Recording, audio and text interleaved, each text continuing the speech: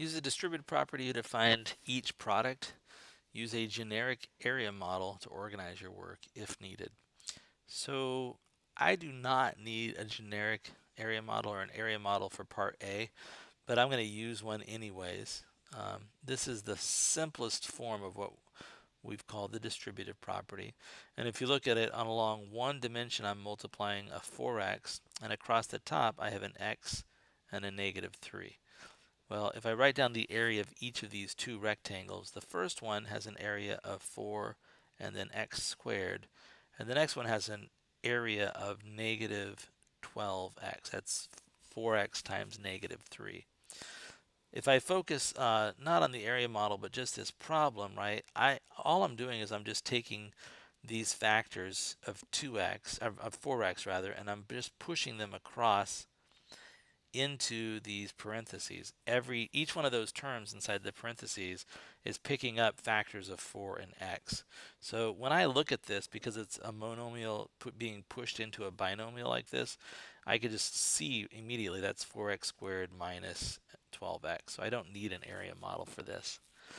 The next one, an area model, it's not entirely necessary, but it certainly helps organize my work. So I'm going to go ahead and sketch an area model.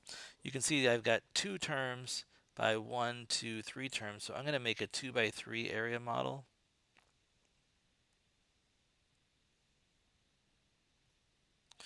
And for the 1 dimensions, this up and down dimension, I'm going to write an A and a +2.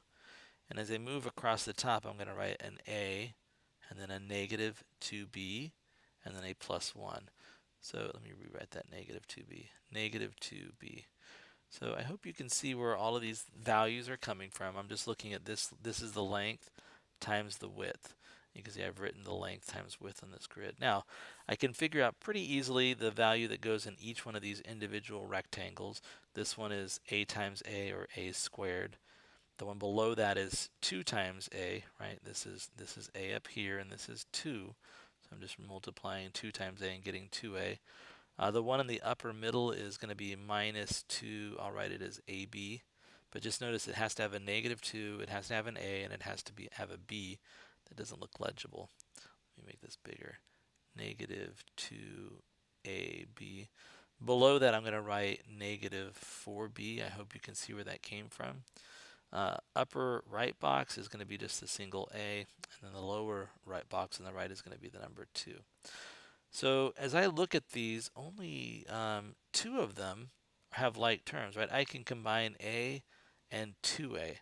So in my answer, I'm going to combine those 2 together. But if I look at it, what is it? This is the same as A squared minus, I'll do 2AB, and then I've got plus. Now look at, I'm adding these together now. I'm not multiplying. I'm combining an area of 2A and an area of A.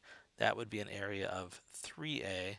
And then finally, I've got this plus 2. So this is the value that I get when I use the distributive property to find that product.